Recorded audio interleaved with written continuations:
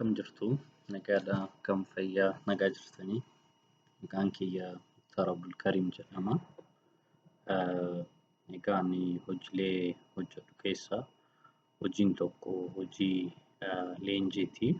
Hojii leenjii kanaan hojii sammuu namootaa qaruu nama akka of beeku taasisu hojiiwwan kanarratti xiyyeeffadha.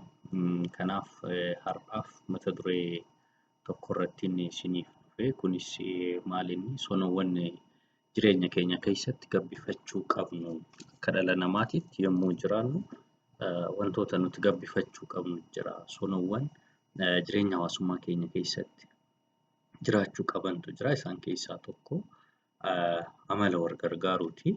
Waan kun waan akka sabaattis, akka namaattis, akka biyyaattis qabaachuu qabnudha. Sonni lammaffaa wal dhageeffachuudha. Guddaan xiqqaa dhageeffachuu qaba. Xiqqaan guddaa dhageeffachuu qaba. Yaada xiqqaatu yaadan wal fakkaachuu baannus yaada walii kabajuun baay'ee barbaachisaa ta'a jechuudha. Kanaaf amala wal dhageeffachuu kana gabbifachuun baay'ee barbaachisaa fi murteessaa ta'a jechuudha. Inni sadaffaan seera kabajuudha. Hawaasa keessa jiraanna akka hawaasaatti yommuu jiraannu seerotni jiru. Seerri dhalli namaa walii galee baasee jira. Seerota sana kabajuun murteessaa ta'a jechuudha. Maaliif seerota sana hanguma kabajnu waliin jireenya keenyallee hangasuma mi'aawaa carraan ta'uu qabu guddaa ta'a jechuudha. Kanaaf kan hubannaa keessa galfamee seera kabajuun baay'ee akka barbaachisaa ta'e hubatamuu danda'u qabaata. Seera keessatti maybe seerri aadaan bahu jira. Seerri gama amantiitiin bahu jira. Seerota kana immoo seera biyyaa wajjin wal simsiisanii deemuun baay'ee murteessaadha. Wanti ijoon tokko asirratti hubatamuu qabu maalinni seeronni hundinuu walitti dhufu, walitti hidhatu. Hundinuu waan tokko himu, waan gaarii himu.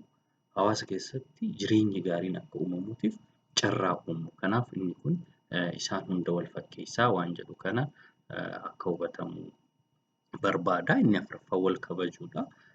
Akkuma wal dhageeffachuun jiru wal kabajuunis dirqama. Akka namaatti yommuu jiraannu garaagarummaan yaadaa jiraachuu danda'a. Garaagarummaan amantii jiraachuu danda'a. Garaagarummaan sabaa jiraachuu danda'a. Kanaaf kana keessatti wal kabajuun baay'ee murteessaa ta'a. Kan koo qofatu oliidha. Kan koo qofatu guddaadha waan jedhu miira akkasii sana keessa bahuun barbaachisaa ta'a jechuudha. Kanaaf amala gabbifachuu qabnu keessaa tokko isa ta'a jechuudha. Inni biroo walii galuudha. Uummata Oromoon makmaaksa hundinuu beeku tokko qaba.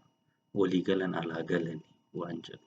Kanaaf jireenya keessatti sadarkaa namaatti, sadarkaa maatiitti, sadarkaa hawaasa keessa jiraannutti, sadarkaa gandaatti, sadarkaa magaalaatti, sadarkaa aanaatti, sadarkaa naannootti, sadarkaa biyyaatti walii galuun irraa eegama. Wanti walii nu galchu immoo galma walii, mul'ata walii qabaachuudha. Isaan kanneen gabbifachuun baay'ee barbaachisaa ta'a. Isaan kanneen yoo gabbifanne wanti gaariin ni dhufa waan jedhu kana beekuun murteessaa ta'a. Inni jahaffaan garaagarummaa qabaachuu beekuudha. Wanta saayikooloojii keessa jiru keessaa tokko individual difference waan jedhamu jira. Hundinuu adda.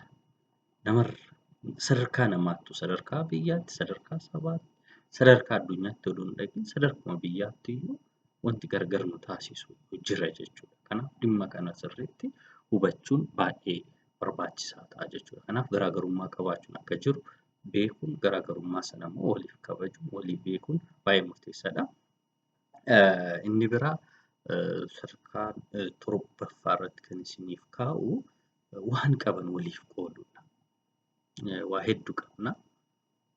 Beekumsa qabna. Yeroo qabna. Humna qabna. Qabeenya qabna. Isa kanarraa waliif qooduudha. Yoo waliif qoodne waliin jiraanna. Basically dhalli namaa gara lafa kanaatti yoo dhufu waan guddaa tokkoof dhufe. Innis maalinni tajaajila waaqaatiif dhufe. Rabbiin tajaajiluuf dhufe. Adeemsa Rabbiin tajaajilu sana keessatti immoo waan gochuu qabu keessaa tokko isa kana jechuudha.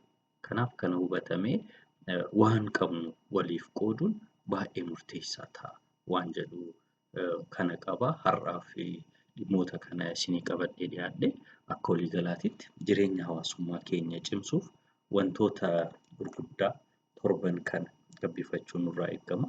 Inni jalqabaa wal gargaaruudha. Inni lammaffaan wal dhaggeeffachuudha. Inni sadaffaan seera kabajuudha. Inni afuraffaan wal kabajuudha. Inni shanaffaan walii galuudha. Inni jahaffaan garaagarummaa beekuudha. Torbaffaan waan qaban waliif qooduudha.